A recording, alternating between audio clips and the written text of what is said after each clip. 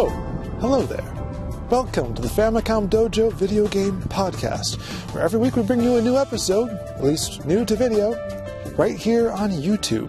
So make sure that you subscribe and click on the bell so that you don't miss an update. Until next time, Dojo Disciples. You're listening to littlepodcast.com. Today, retro gaming is cool. It's hip to have an NES controller as a belt buckle, or a t-shirt with a big Atari logo on it. I saw a vintage Zelda board game sell for $250 recently on eBay. I had that game when it came out. I bought it new. And at the time, nobody thought I was cool for having it. Well, today on our program, what happens when you unironically grew up as a gamer? This is the 100th episode of our podcast, and we asked you for your stories. We have compiled them here, and we are very pleased to bring them to you today. Well, from www.famicomdojo.tv, it's This Famicom Life. I'm Vinnk. Every so often on our show, of course, we choose a theme and bring you different kinds of stories on that theme. Today's show, Growing Up as a Gamer. Stories of people gaming as kids and never really getting over it. This program is in several acts. Act 1, My Life is Told by Other People. Act 2, Waiting for Nintendo, a dramatic reading of a written submission. Act 3, The Next Generation That Never Came. This is a story about great disappointment and the 3DO, but it's not what you think. Act 4, a submission by Satoshi Matrix about his conversion to becoming an import retro gamer. Act 5, a submission by user Daniel about his own gaming life. And Act 6, where Sean tells us about the deep-seated trauma that led to his gaming behavior. All this and more. Stay with us.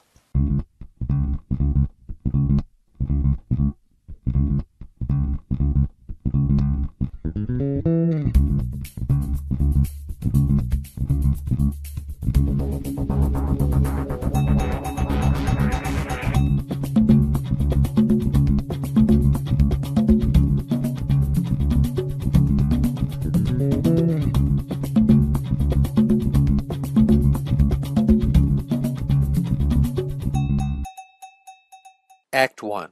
My Life is Told by Other People. When we first decided on the podcast theme of growing up as a gamer, I thought I'd probably just tell one of my usual long-winded stories about, well, growing up as a gamer from my memories of being a kid.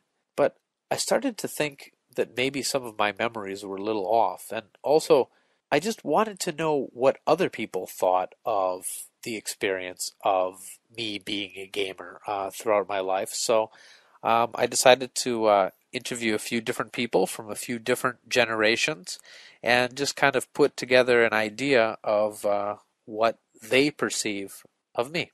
During my early days of gaming, the one person who probably knew me better than anyone else was my brother. So can you first of all introduce yourself? Hi, my name's Ken. I'm your little brother. All right. So what do you remember from when we were gaming as kids? Well, I think everything I learned about video games I learned from you. I had heard of Nintendo, but I think we were some of the first kids to actually get one, other than our babysitter's son, who just let us watch him play Nintendo all the time. Oh my gosh. I don't think I ever actually played the video games myself. I remember watching a lot of video games. I remember he let me play once. We were playing the Nintendo baseball game, and he convinced me that if I bunted more than 3 times in a row, it would break the game and I'd have to buy it. And I believed him. He said it was in the manual somewhere, just that he couldn't show me. He was a bully. I guess one of my really memorable memories was DuckTales, when we played DuckTales as a kid. Because I could not do the cane move. I don't know. The cane move? Yeah, like I couldn't bounce on the cane. I didn't get the concept. Oh, the pogo jump, yeah. Yeah. So I always was like, Kevin! Anytime I needed to. Like, I could walk around and jump, but I couldn't, like, get to any of the high places. I'd be like, Kevin, do the jump. And yeah, that was a fond memory. I remember being better at you at some games. Oh yeah, ActRaiser. ActRaiser. Like I loved the simulation parts, but I had so much trouble with the action parts. So yeah, I just passed the controller over to you. You had your friends over too, and none of you could do it. And I was like, "I'll try," and you're like, "Okay."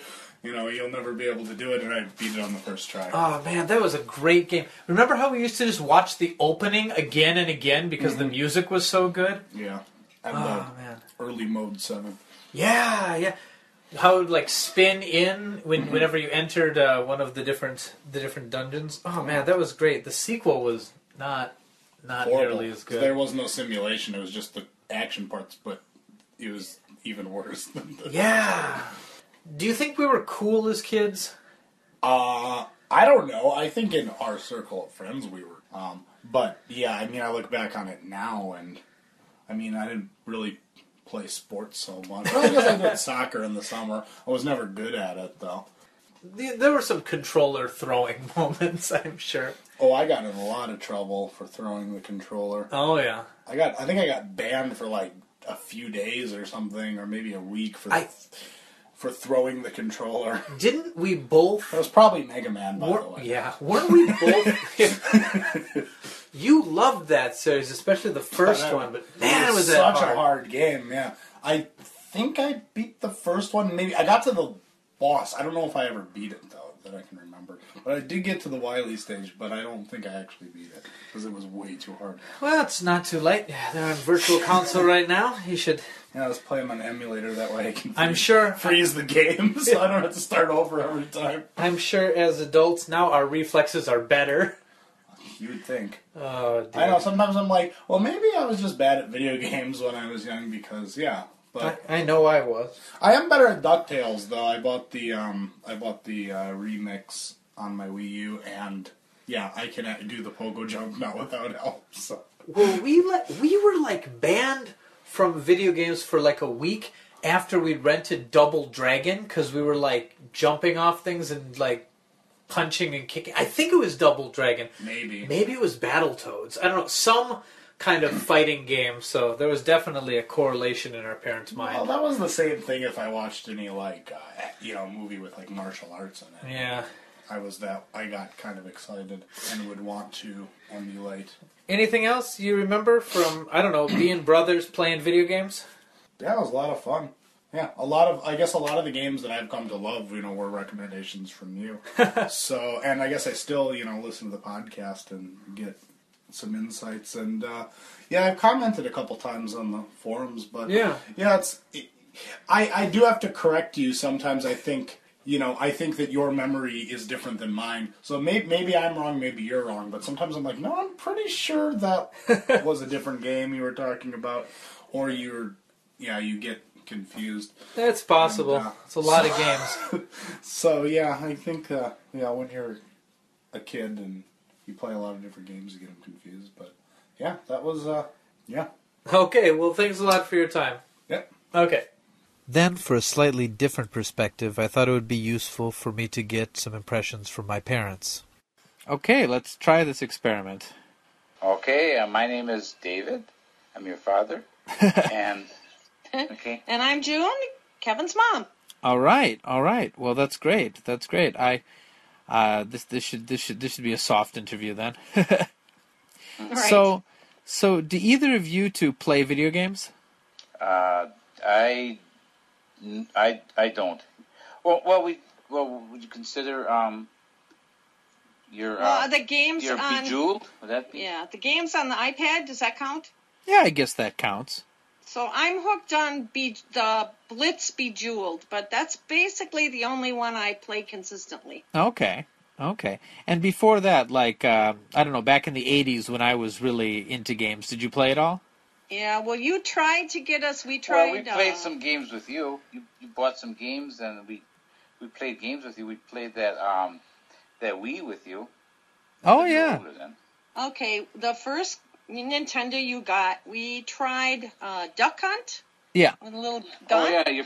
And Mario Brothers, but I was terrible at it. I always My guy always fell off a cliff or something. If I remember correctly, the first time you played that, you waited until you thought we were asleep, so you could like play it without embarrassment. Well, that could have been. Yeah, because we weren't. This is all new to us. Do you remember we used to rent a Nintendo from the supermarket, wasn't it? Either that or Blockbuster. I think the supermarket. Then we had a Blockbuster, and then a Hollywood Video, and then mostly Blockbuster. We rent videos. I thought. Yeah, but remember we used to actually rent the system before we bought one. Yeah, yes, we did. Yeah, I remember that. Actually, I think that And that was through Blockbuster, wasn't it? I think. No, that was like 29 supermarket. Well, that could be. Oh, was it? Oh, okay. That was a long time ago. Or maybe like McFall's IGN, or IGN, no, IGA, sorry. I think, though, the first time we purchased a Nintendo game for the two of you was a turning point, believe it or not, in your social life. Because Nintendo was very popular. It was a common ground for you and the neighborhood kids. Yeah. You didn't have to worry about what to talk about. You just played the game. And I don't know, that was the time you'd start having friends over and you'd play your Nintendo. Oh, that's really interesting. So it was actually an attraction to get other people, to come and see you. Oh my gosh. And have a good time. I never really thought about it that way. I guess I always thought video games were kind of making me antisocial. No, you would have neighborhood kids come over and you'd play together. Huh. Yeah. And it was a common ground. It was a common ground for you socially because it was kind of status to have Nintendo back then. Curtis want to come over and play games with you? Curtis would come over. I think Jonah came over. Did he play games? Yeah. You're right. I guess that was kind of one of the like icebreakers there.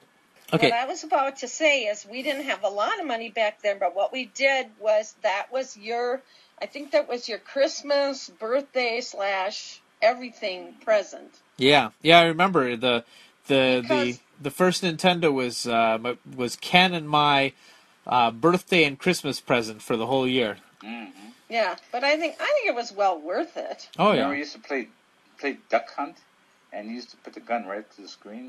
Yeah, I was cheating even back then. Yeah. But that was our first experience. Well, then there were all those. What was that thing that was on a tripod that you... Oh, the Virtual Boy? Yeah, that was very short-lived. Yeah, that was. Oh, and before that, we were playing the game that you played on the TV. Ruthie and Gary had one. What was that? The Intellivision. You played golf and... Yeah, that was actually the first... Oh, and... the very first experience we had was in television. Yeah. With your Uncle Gary. What was that one where it eats up everything? Pac-Man. Pac-Man. Yep. I remember that. You played that, I think, at when you went to a game center or something. That one was always there. Yeah. I remember I played it at Shakey's Pizza. Well, I know we have a variety of things in the basement. Mm-hmm. Yeah. Because you used to collect all kinds of video games. Yeah, I don't really know what to do with them all. Well, I'll come and collect some of them someday. Okay. Anyway, so I'll get back to my questions a little bit. So, do you think I took my hobby a bit too far when I was a kid? Well, I guess I didn't think you did. You were still involved in an awful lot of activities at school and you're still involved with school college. activities. So no, I didn't. I don't think it took up any. Kim was into buying clothes, and you boys were into buying video games. So that was just your hobby. No, I don't think it interfered with you developing the rest of your interests. No, I was just thinking.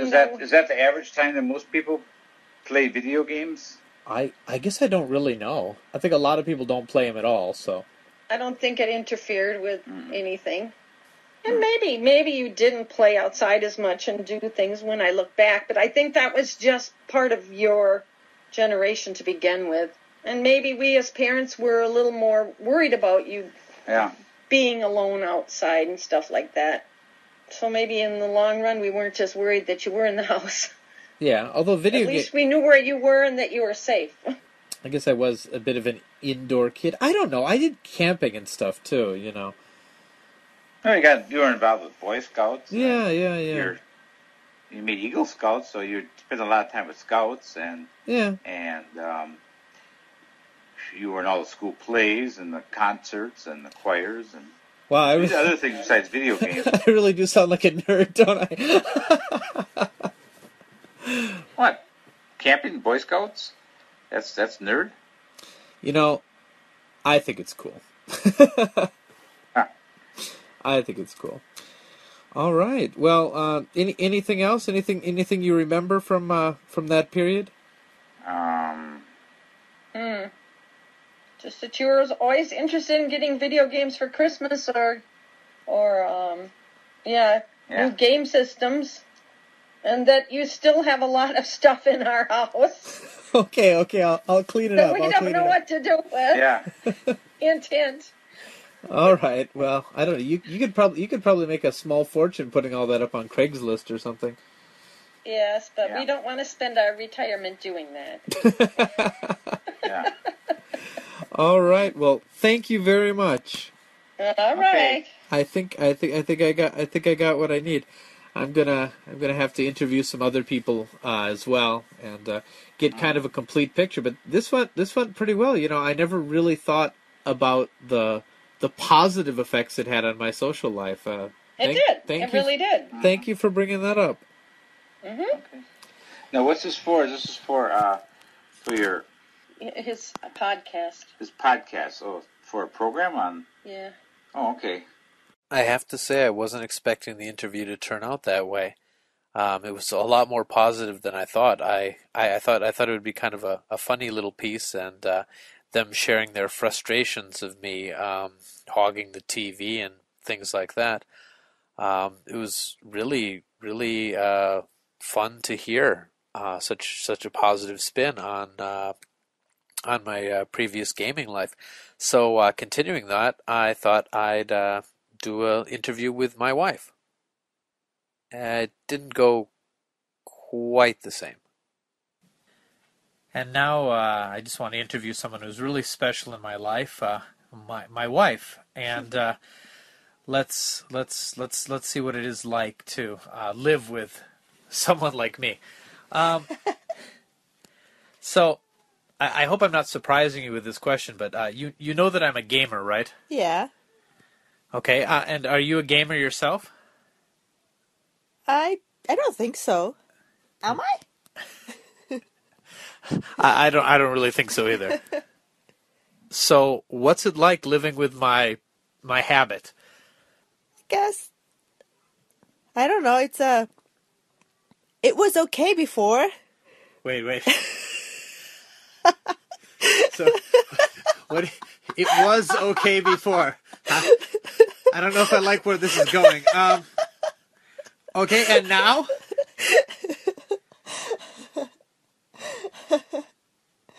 And now, you talk about games like I know the games. Well, you do, because I talk about them all the time. Yeah, but sometimes I don't listen. Just pretend. Oh, I'm learning a lot today. I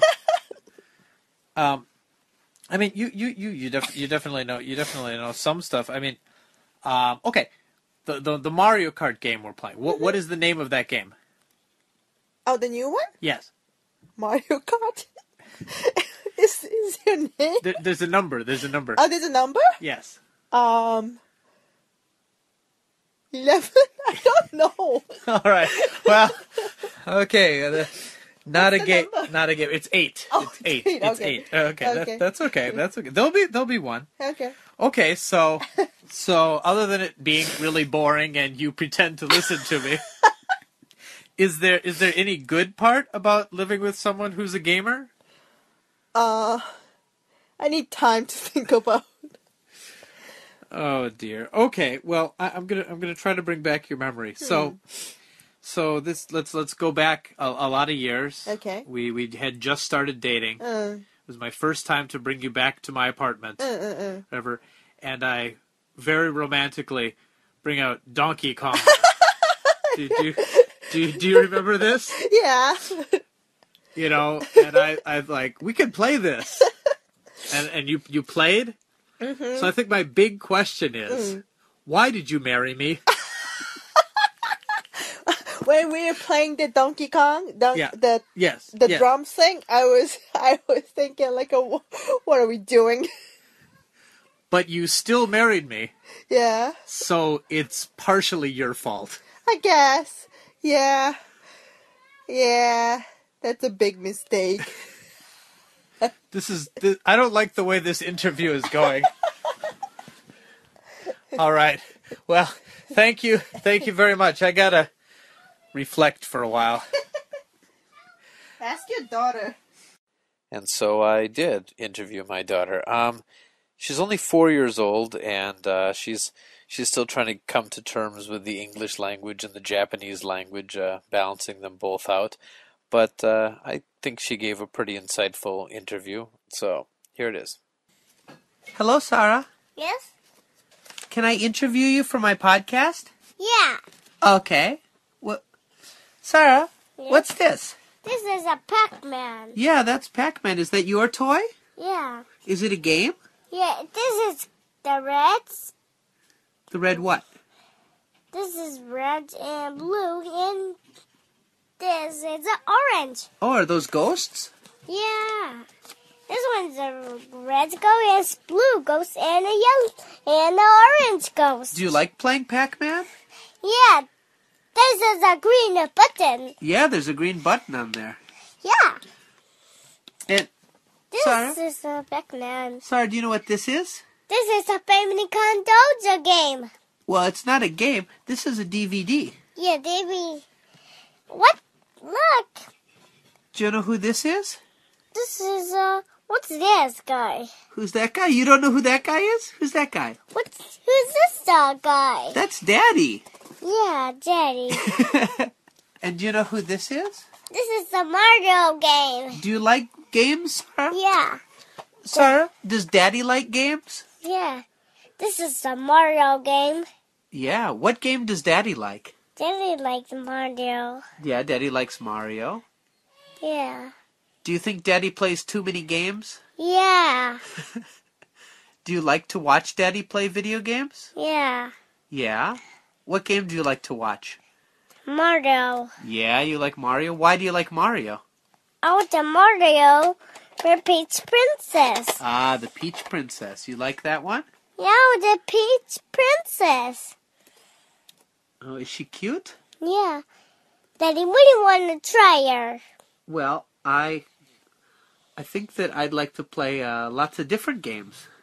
Different called the Mario? Yeah, different Marios, I guess. Sarah, Yes? do you want to play games with Daddy? Yeah. What's better, to play games with Daddy or to read a book? To read the Daddy. Read with Daddy, okay. Look, Yeah? this is my run the Mario game. Yeah. I want to turn the Peach Princess. He wants to turn the Peach Princess. Oh. What do you like better, Sarah? Mario game or iPad? The Mario game. Really? You like the Mario game more? Yeah. Wow, that's great. This game's really old. Yeah.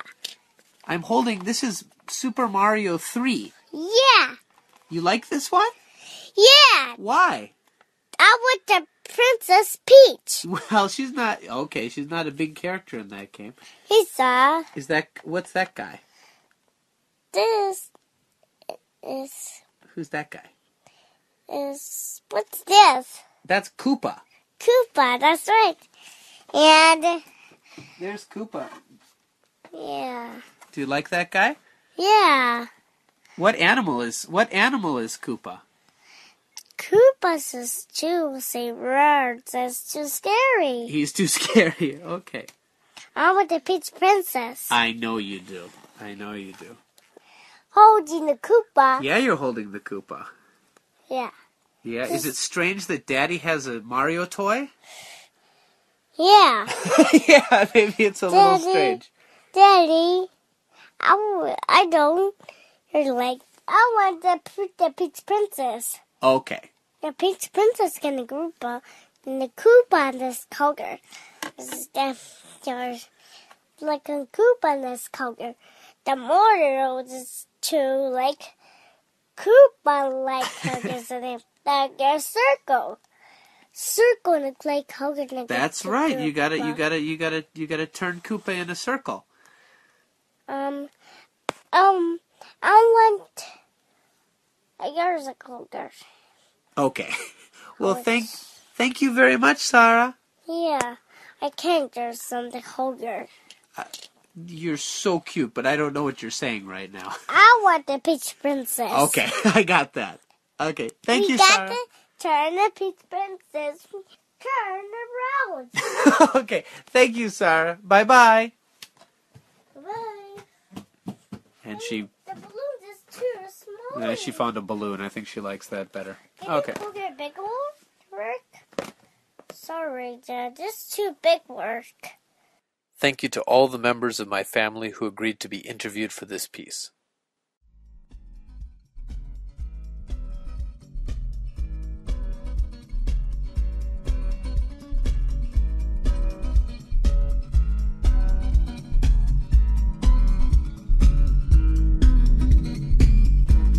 I hold you in my hand, I move your knob, I press you. No one understands, I grasp you, I caress you. My heart, not my own, I'm seeking a container. This place is my home, I leave you with you later.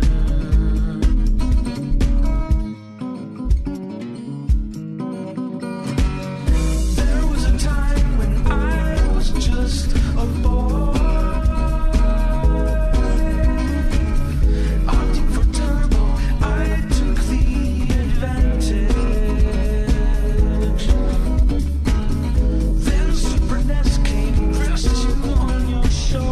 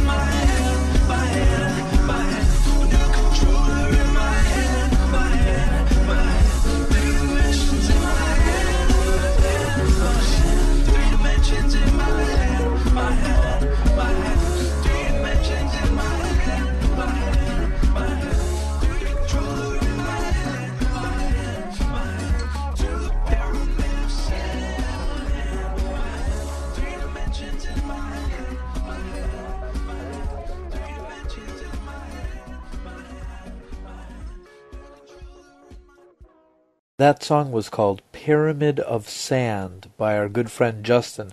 You can find out more about him and his music at www.octorok.net. Act 2. Waiting for Nintendo.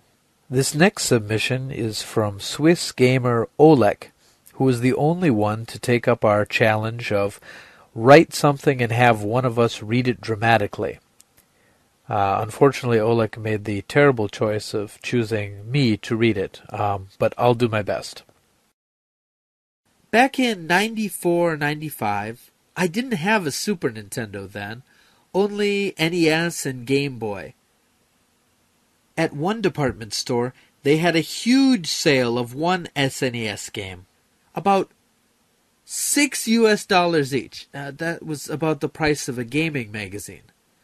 There were about 40 to 50 copies of that one game. I run home to get my pocket money. I was 11 at the time. And I bought that game. Why? Because it was demoed in a nearby store some weeks prior, and I had an old magazine lying around with a praising review. I also liked the many ways the critter could die. So I brought home my first and very own Super Nintendo game. But I didn't have the system. So I kind of started to obsess over this game. Reread the packaging, the manual, reread that old article about this game. I asked all my friends if they knew someone with a Super Nintendo so that I could play my game. But nobody had one. It wasn't until a month or two later, during vacation at my uncle's, his kids had a friend who knew a friend with a Super Nintendo we could visit. So, I was finally able to play Bubsy. It was fun. We played for about 1 hour only, but I managed to get to the second stage.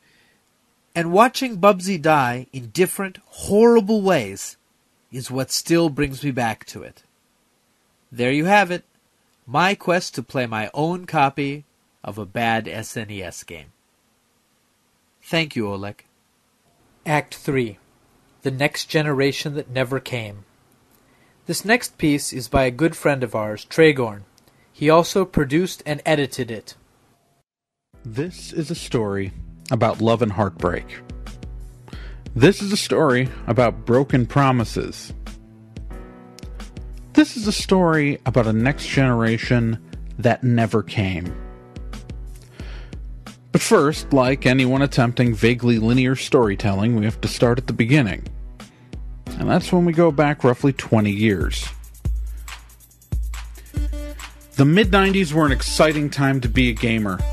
Everything in the industry was moving. Everything was changing. Sega was tossing out CD packages to slap onto your Genesis, and it made no sense. It made no sense whatsoever. But everyone was trying stuff. Nintendo almost came out with the CD-based system, but most importantly, a crazy man named Trip Hawkins, founder of EA, created the 3DO group. And they invented not a console, but a set of specifications for a console. The 3DO Interactive Multiplayer. And it was awesome. I didn't own one, but a good friend of mine did, and it was my obsession. It was my favorite thing. If there was any news about it, I read it. If there was any game previews, I saw them. If there was any TV coverage, because weirdly enough, this stuff got TV coverage, I was watching it. It was truly great. And it was just going to get better.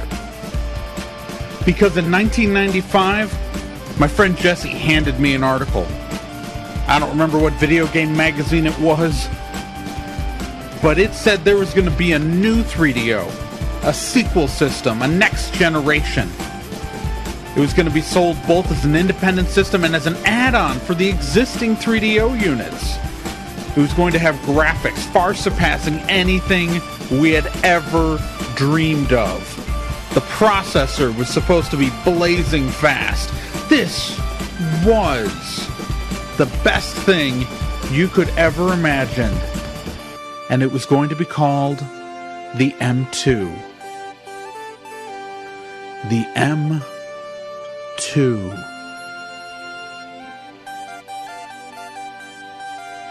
And the M2 became my obsession. It became everything I needed to have. I ate up every screenshot that was out there. Did I know they were secretly pre-rendered and impossible for any modern hardware to produce? No, it was the 90s. We ate up that marketing BS like it was candy. I read every article. I followed everything I could. If it was mentioned on a magazine cover, by God, I read that magazine. It was going to be the best console ever produced. This was a golden age, and we were living in the future. Or at least, that's what I thought. The story out of 3DO kept changing.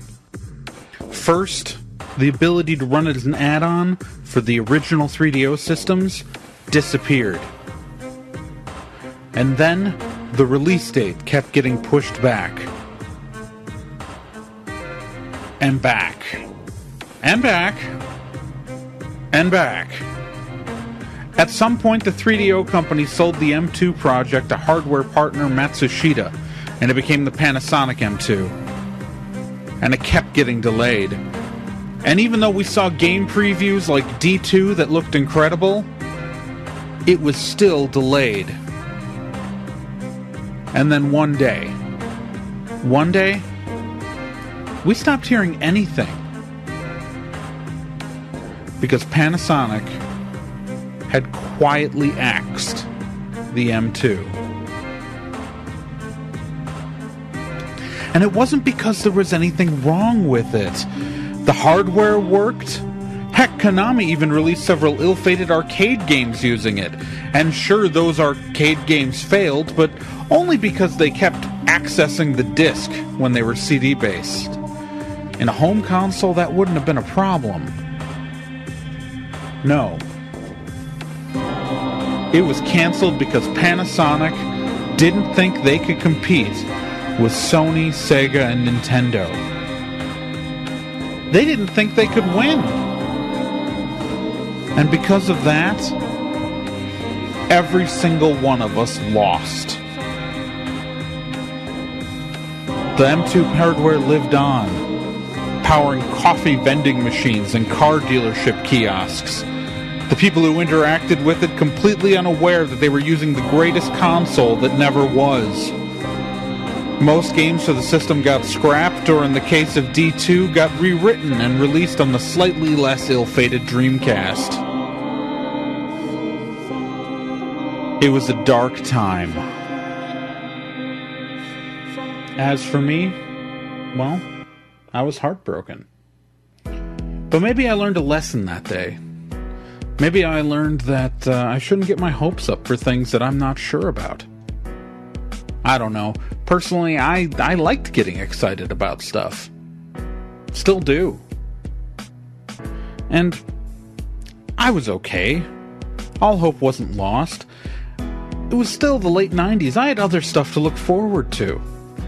You see, right around the same time that I found out the M2 was canceled, I read another article about a sequel to one of my favorite games.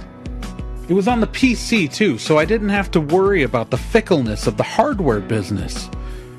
Nothing was going to stop this game from shipping on time. Yeah. I was really excited for Duke Nukem Forever.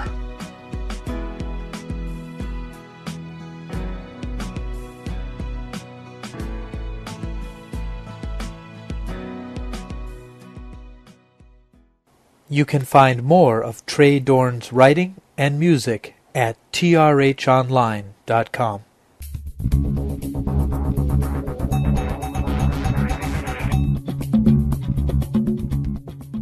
Act 4. How Satoshi Matrix became an import gamer.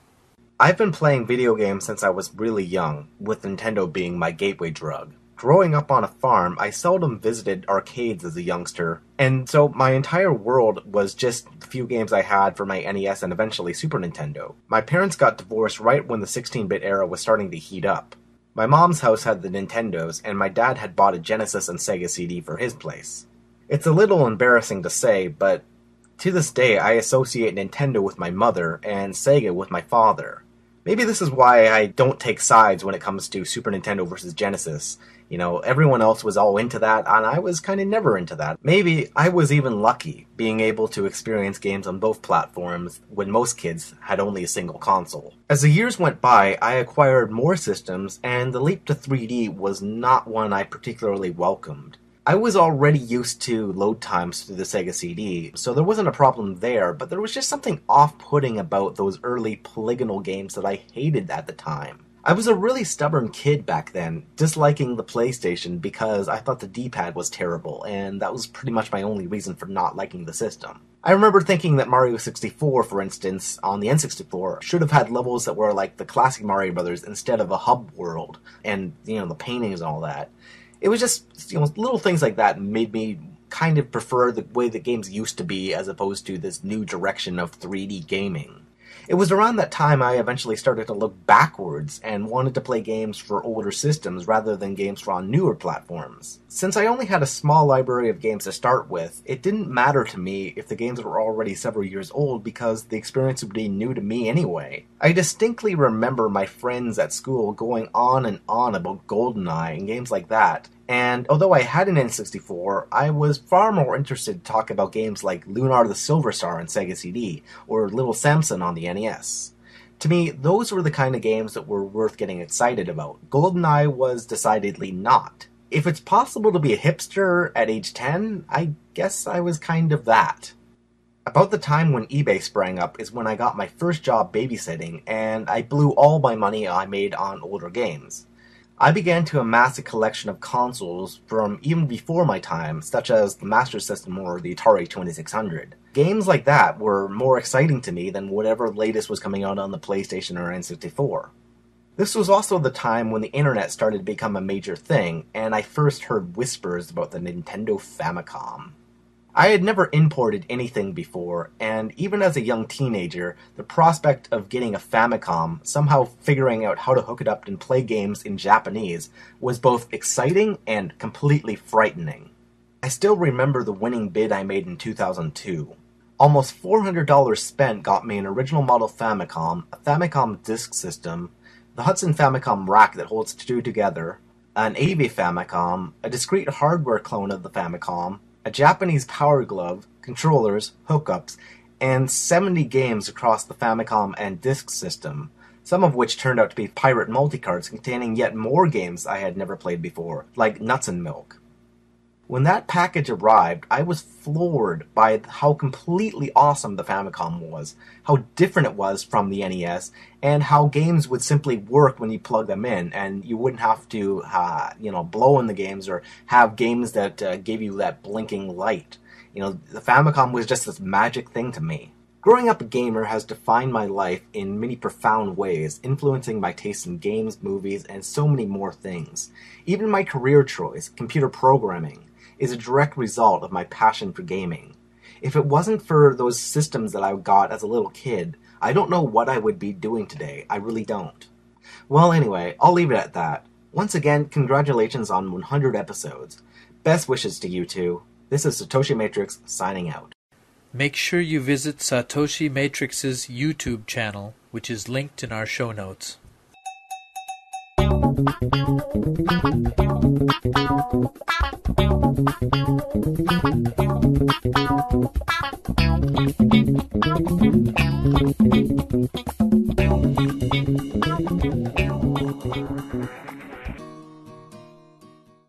Act 5. A Gaming Life. This is another submission from one of our listeners, Daniel. Hello, Sean, Vinnk, and Dojo disciples. My name is Daniel. Most of my gaming past was done on the mobile scene of things, and my first system was a Game Boy Pocket. I loved playing it a lot. I had games like Super Mario Land 2, Donkey Kong Land 3, and Pokemon. I put tons of time into those particular games, and they're some of my favorites on the system. I then got a Game Boy Color, and so forth, and I have a 3DS XL now, and portable gaming is still one of the things I prefer. Even though I feel like some games just aren't as fun due to any real feel of consequence for messing up, like in Super Mario 3D Land and New Super Mario Bros. 2, where dying is more of an inconvenience than something that helps you learn from your mistakes. They practically shower you in lives to the point where it really just feels like lives are there for the nostalgia factor. If lives don't feel rewarding to earn, why should I even have them? I feel like New Super Mario Bros. 2 started as a Wario game, and then they decided to change the stars to Mario and Luigi or something. It's just weird to have a non-Wario game where the goal is to collect 2 million coins, among other things. My first non-handheld console was the GameCube that I got for Christmas. It would have been a PlayStation 2 if not for the fact that the GameCube came with Super Mario Sunshine, which is also my favorite 3D Mario. I know a lot of people don't like it. It's not that I don't like 64 and Galaxy, I just didn't have as much fun with them. I later got a Wii, and Nintendo is tempting me to want to get a Wii U. However, since I might be studying abroad next year, it would sit around and for a long time without being used. While not entirely related to console gaming, I've mostly been a Game Boy and PC kid while growing up, and I just don't like playing games on consoles as much, even though I've accumulated a fairly large library of Wii and GameCube games. My family started to like making snide remarks about the games I was playing, and I felt less and less willing to use the TV while everyone else was around. Which is why I prefer PC gaming, because I have my own screen, and I don't have to have speakers for the sound, and this is why the Wii U appeals to me for the potential of being able to play on the controller. The PC gaming may as well count towards the console gaming side of things, as most multi-platform games come out on it. Though my PC isn't powerful enough to run them at the highest resolutions and best graphical settings, that's not what I aimed to do with my PC anyways, as I mostly enjoy playing indie games, although there are some AAA titles in there every so often, but I generally play them years after they were new. The only real console with actual exclusives, I feel anyway, is Nintendo. Sure, Sony and Microsoft have their exclusives, but they're generally not the ones I want to play. The other games people talk about on those consoles get ported to PC with varying quality, but generally enough to play through it. You also have games that are exclusive, and then they get released for everything else. So really, Nintendo is the only company with exclusives I actually want to play and can't play anywhere else. I'll never forget my roots. I just wish games on the Wii U and 3DS were cheaper. I find it difficult to justify paying more than $20 for a game due to all the sales Steam and good old games have having spoiled me. I've also learned that with over 100 games on my Steam account that if I don't want a game when it's new, I'll just wait till it gets cheaper and buy it then, though Nintendo seldom drops the prices on their own games. I still really enjoy gaming and hope for the best for the customer in the coming years.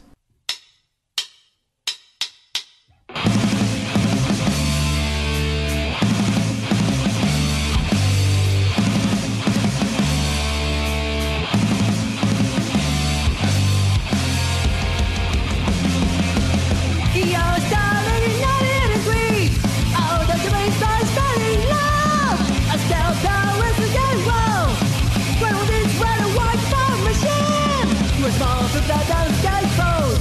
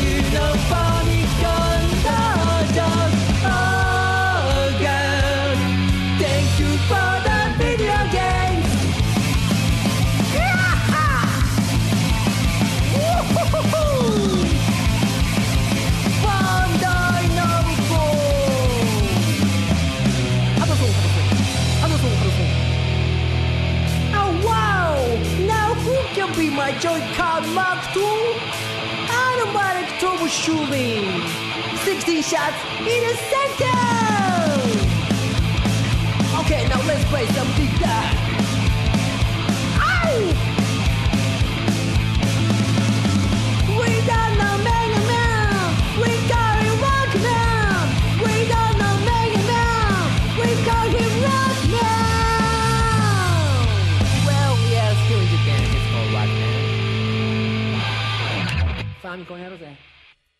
That was the previously unaired full version of the Amaritone song Famicom Thrash, which we use a clip of in recent episodes of the Famicom Dojo podcast. The lyrics are a little hard to decipher, but the full lyrics are available in our show notes, so please check them out. They're actually really, really entertaining.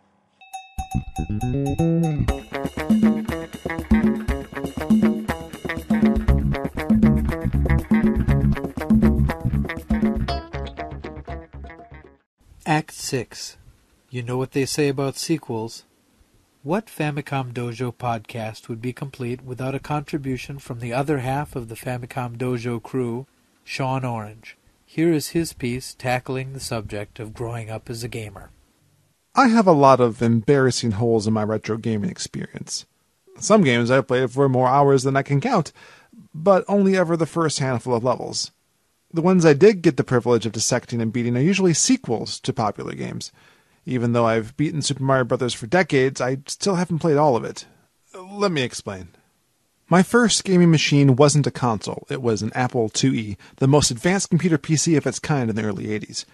Before I even knew how to read, I was loading 5¼ floppy disks, navigating text menus, and using a joystick to dodge traffic in Frogger, scale an industrial juicing machine in Apple Cider Spider, avoid Nazis in Castle Wolfenstein, or Smurfs in the hacked Castle Smurfenstein, chap spirits on my own Ghostbusters franchise, beat Dr. J to the hoop in my first ever EA game, and rescued or indiscriminately squished POWs in Choplifter.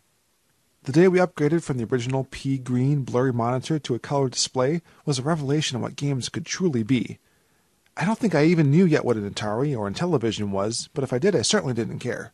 Given that background, I can't remember what made the NES the system I had to own, although it was most likely Nintendo's pervasive marketing strategy. TV commercials and shows like Captain N the Game Master that made me want a zapper and a sweet leather jacket. And then the cereal. You're kidding me? What kid could possibly resist? The neighbors in the house behind mine had a baker's half dozen of kids, and they also had a Nintendo Entertainment System fairly soon after launch. That didn't come until later when I knew them. Before then, it was just a place I would spend a lot of my time. This was before I was even in school, so all I got to do all day was play. I learned to ride my bike in their backyard. When playing Masters of the Universe, I would strip down to my red underwear with the yellow elastic band, intended, I think, as part of a Superman Halloween costume, but pulled double duty as a pale imitation of He-Man's furry Speedo. In 1985, I picked my first kitten out of a litter that their cat had. He was gray. Like an NES. After they got the console, playing it was the first thing I wanted to do when I went over to their house, until it became the only reason I would go to see them. I remember my mother explaining to me when they finally got fed up with this behavior that I can't be friends with someone just to play with their toys. I did have other friends, though. New ones I met when I started to go to school. My best friend Chris got an NES in 1986, so it's easy to guess whose house I would walk to every morning before school started, even though it was slightly out of the way. But we had more in common than just video games, and I like to think I was old enough finally to take my mother's advice to heart. It was with Chris that I got to play a lot of classic games like Contra, but also some of the oddballs I still love to this day. Super Pitfall, Adventure Island, and Bionic Commando, just to name a few. However, the lack of save function on most of those early games, and the limited time before the start of school every morning, meant that we just played the same titles and the same first few levels over, and over, and over, and over again. But we didn't care. We loved every second of it. Adventure Island was a particular favorite. That music was just so catchy. And what kid didn't love skateboards? Bart Simpson had a skateboard. And the Ninja Turtles. Cowabunga, dudes! Did I say we loved every second of it? Well, mostly. Perhaps it was just the gratitude of being able to play, but I realized in retrospect that Chris was really protective of his NES and the time other kids got to play with it. He created complicated rules for when we had to switch the controller between us, getting to the point that if I happened to be playing a part that he liked, I would more often than not have to hand it over. And of course we were limited to his library of games, but could only play the handful that he was obsessed with at the moment. This seemed like a small price to pay since the console wasn't mine, but the rules would occasionally become so one-sided that his parents would step in to restore balance, or insist that maybe I should go home and do something more fun than watch Chris play a game all afternoon, if they'd only seen me in college. I think it's because of these rules and limited time that I never played much Super Mario Bros. That didn't involve warp zones. I can point out every secret pipe and even do the minus world trick like no one's business, but put me into World 1-3 and I'm totally useless. Even though it's been nearly 30 years since the game came out, I have yet to play the entire thing in linear fashion. Realizing this wasn't enough, or perhaps feeling bad they couldn't afford to get me my own, or perhaps just to stop me from asking for one every 5 seconds when I was home, my parents would occasionally rent an NES.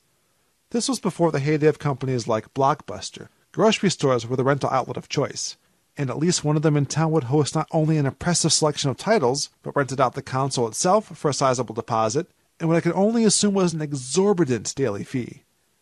I knew it would be a weekend full of Nintendo when I would come home from school on Friday to a black textured suitcase lined with dark gray foam, stowing each component of the console in its shock-absorbent casing, like the pieces of a movie villain's sniper rifle, which looked nothing like a weapon when taken apart, but assembled would blow anyone away.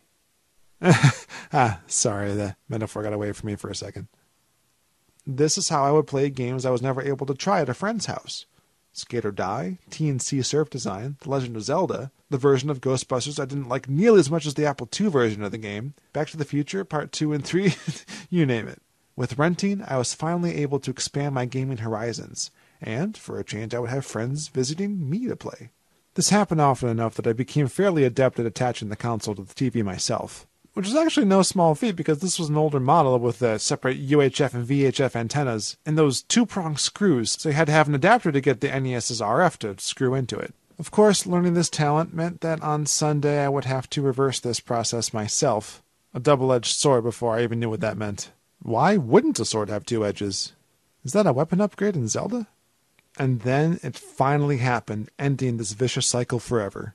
Christmas of 1988, I opened up the box for my NES Zapper set.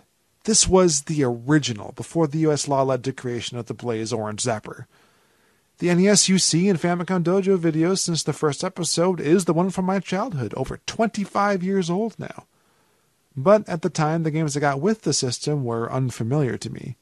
Sure, there was the Mario Duck Hunt combo cartridge, but my first game, the one I truly owned just for me, was Legend of Zelda 2, The Adventure of Link. And I loved it. Most people knocked this game for being too different from the original classic, which I also loved, but I was stunned, and in love with this one too. This was my game.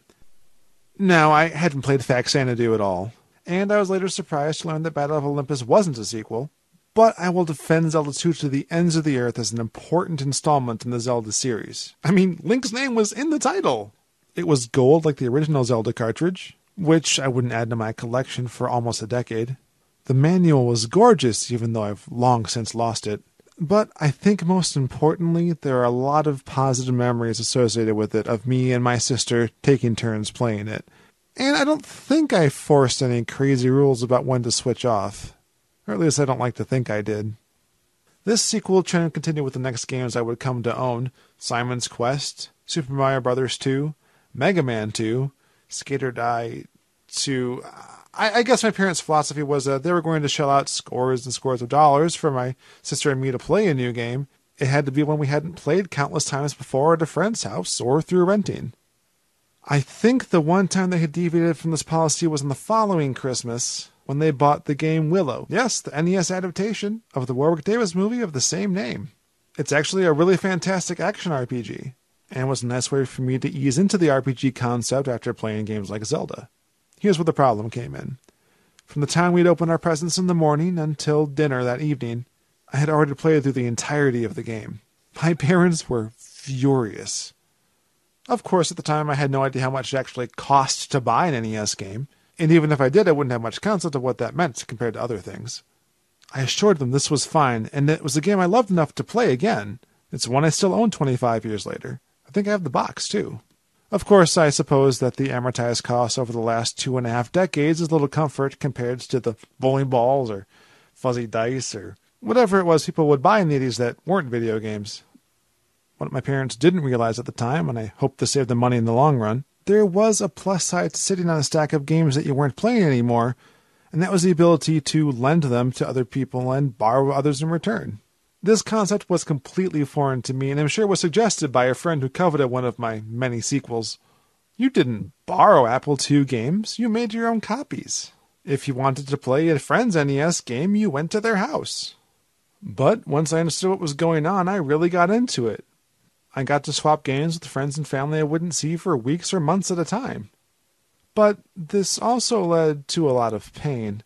Now that it was the late 80s, more and more games came equipped with save features, including my special treasure, The Adventure of Link. I traded the game for something I can't even remember anymore to a friend. Not even a friend's brother. And after a while I got a little twitchy. I wanted my game back. Or maybe I didn't like the game I borrowed. Maybe I just wanted to play Zelda again. But when I did get Link back, the cartridge was a little banged up, discarded in some corner. That made me mad, but even worse, all of my save files were gone. I mean, I only used one, but so did my sister. There had still been one open, one that I was sure I had told this friend's brother he could use. But there it was, all the files wiped except for this one save with a foreign name. I was furious. But he insisted that when you lend a game to someone, you can do whatever you want with it. I think my sister was actually more upset about this than I was and swore off the game forever. To this day, I don't think she's ever picked it up again. This revelation about game borrowing must not have made it to my other friend from whom I had borrowed Dragon Warrior. While Dragon Warrior had save games, I don't remember if it just had the one or if I insisted on playing my friend's copy. But it was my first RPG, so I didn't understand about attack stats and level grinding. I was a Legend of Zelda fan. I just fought things that looked cool and equipped stuff that made me feel badass. So when I bought a sword that was less awesome than my friend's equipped weapon, he demanded that I not return the game until I'd earned enough gold to buy back the one I'd replaced. It was a miserable experience. I had to do all this work, and I couldn't even play the game or get to keep it after I was done. It's even possible this experience soured me to RPGs for years to come. I mean, Link can't lose the magical sword once he's gotten it, so it never occurred to me this would be a big deal. I don't think I played and beat Dragon Warrior on my own until I was almost graduated from high school in the late 90s. By then I had my own private setup away from the family TV, with the NES hooked up to a tape deck for sound, and my old Apple II color monitor for the video. Find time to play? Not a problem. It does occur to me after telling this story that my love of retro games has more to do with some deep-seated trauma than I would care to admit. While I did amass a respectable NES library with a dozen or so games that I still own to this day, there were a bunch of titles I never owned myself or fully got to explore because of their supposed persistent availability. Eventually, those kids stopped playing, or moved away, or I moved away, or they sold their consoles for a Genesis. Even almost 30 years later, there is an entire class of NES games that seem too lofty for me to dare call my own. That is a game you play at someone else's house. Or maybe it's more positive than that. Maybe it's about not being able to replace those memories as easily as you can replace a cartridge. And maybe that's why, to this day, I have still never owned a copy of Contra.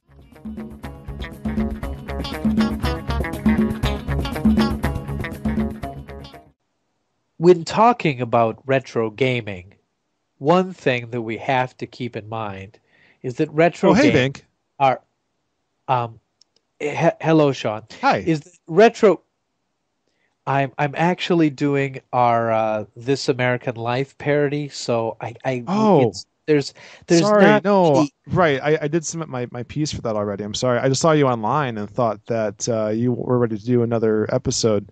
Okay, all right. So we're doing the thing still. So maybe I should go into my voice and we'll talk about tote bags and our pledge drive coming up for episode 100 to keep the show. No, that's not what I'm doing it. No, that's creepy.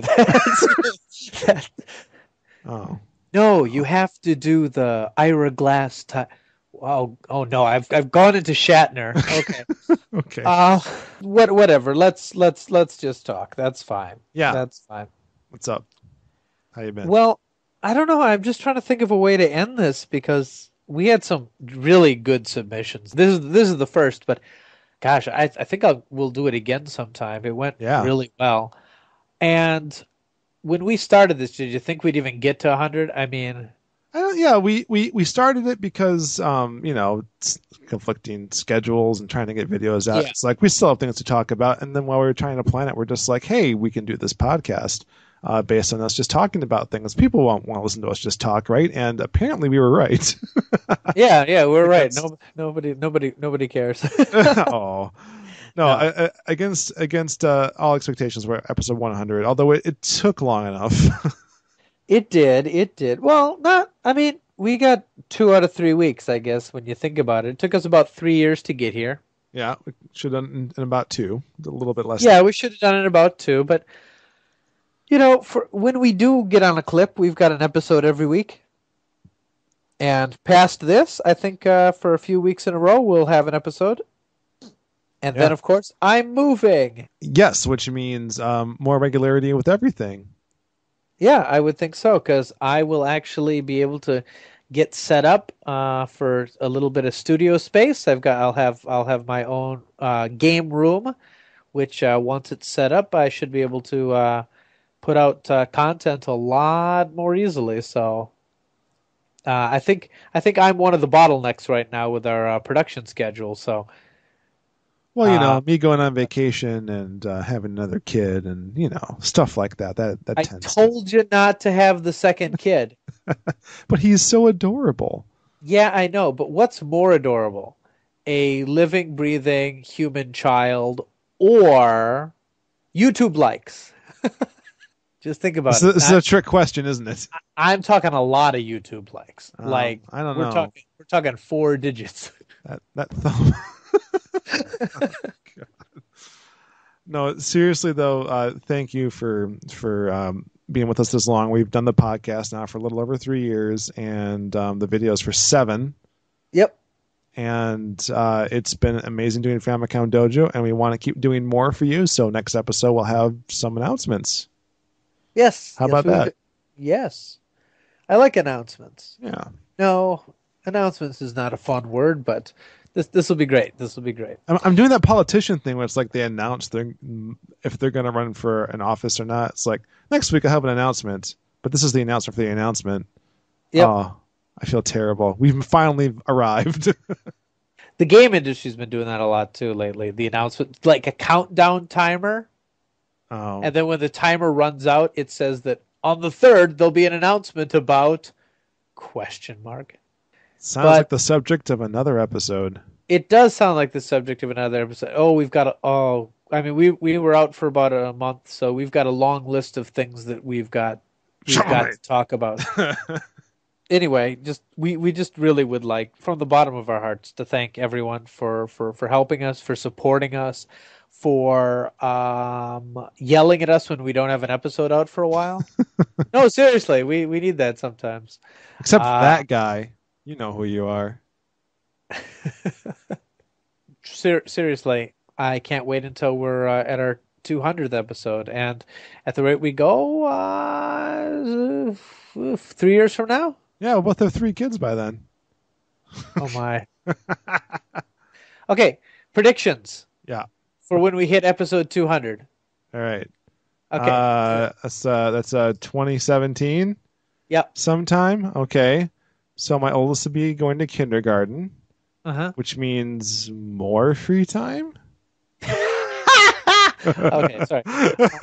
Well, let's see. I will be much closer to 40 and maybe won't be interested in video games anymore. Whatever. Whatever. Yeah, and the flying cars and everything like that. Okay. Oh, yeah. I expect to have hoverboards for each of my kids. You heard me, Mattel. And Pepsi Perfect stacked up in my fridge. All right. Let's see. Predictions. I think, okay, this is 3 years from now. We'll finally finish season 2. I think we'll be really... Listen, don't go off the deep end here. Sorry. We need realistic predictions. Like, I think Broken Age will finally be done. Right. Or so we'll probably be talking about that in episode 200. Let's see. Nintendo will have a new handheld. Oh, yeah. Ooh. New TV console or a hybrid? I think it's going to be a hybrid. I don't know. I have a feeling they might try to get one more standalone off. It depends how far. If they've already have one far into development, which they might, they probably started it before they realized the Wii U was going to tank. You know what I mean? But the 3DS is nearing the end of its commercial life. So no, already. When did that come out? Well, no, it hasn't been out that long, but like it's already so either it needs a new model which brings in something cool, because it's only had its regular model, its big model, and its like doesn't fold model. Well, I don't know. I get on-screen notifications now when a friend comes online. Yeah, but that's a software update. That's not a new model. It doesn't. Yeah, you're right. There's not going to be another hardware refresh, I don't think, of the 3DS. So either they think of something like the DSi or whatever, but I really don't know if there's much more they can tack on to this one. I think it's time for a new revision. Wii U 3 years from now, I bet they will have announced a successor, but I don't think it'll be out yet. 5 years though, since it was that E3 we'll see something, I think. Yeah. Let's see, 3 years from now. I still won't have beat Mass Effect 3. Oh, come on. Ooh, I'll have watched at least 2 series by that time of Star Trek The Next Generation, if I continue going at the same pace I'm going now. Good grief. Well, do you think either of us will own an Xbox One by then? You might. I don't know, maybe. 3 years? Maybe.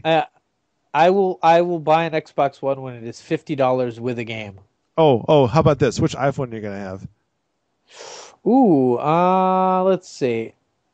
New one's coming out probably next month or announced next month.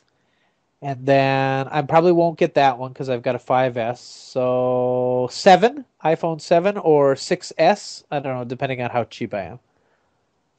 All right. Well, I am going to get it. The one that's coming out this year. And because mine's 4 years old. And based on that, I will still have it in 3 years. I think I will have a PlayStation 4. All right. But I don't think I'm going to play it very much. Oh, no. I will definitely have one by then. It's just because, I mean, I don't think I can resist having, one of the, graphically something systems. But right now there's nothing really that's on it that really floats my boat. Well, I got to get Dragon Age and the next Mass Effect and all the special editions of all the previous generation games that I foolishly bought for Wii U instead of my 360. I wonder if I'm going to do a 180 on my downloadable content thing. I don't know. Maybe eventually. Hey, let's talk about that at the next podcast. Okay. Next week. Really, for real. Next week, new episode. Yep, new episode. Okay, any other predictions? This is a time capsule. We're probably going to play this clip during the 200 episodes. So. Oh, good grief. I will have gone back to TGS at least once. Ooh, yeah. I'll add myself to that one. I think we will be on Series 3. I think we'll be beyond it. I'm just guessing because next year's the NES 30th anniversary. So we got to do something for that. I'll still be playing games, and I'll still be wishing I had more time to play video games. Right on. Well, our program was produced today by myself and SeanOrange with contributors Trae Dorn, Satoshi Matrix, Oelk, and Daniel. Musical help by the Amari Tones and Octorok. This Famicom Life is distributed by Famicom Dojo. Management oversight for our show by our boss, SeanOrange, who, despite my many protests, is always telling me about the current condition of his underpants. I have a lot of embarrassing holes. See you next time.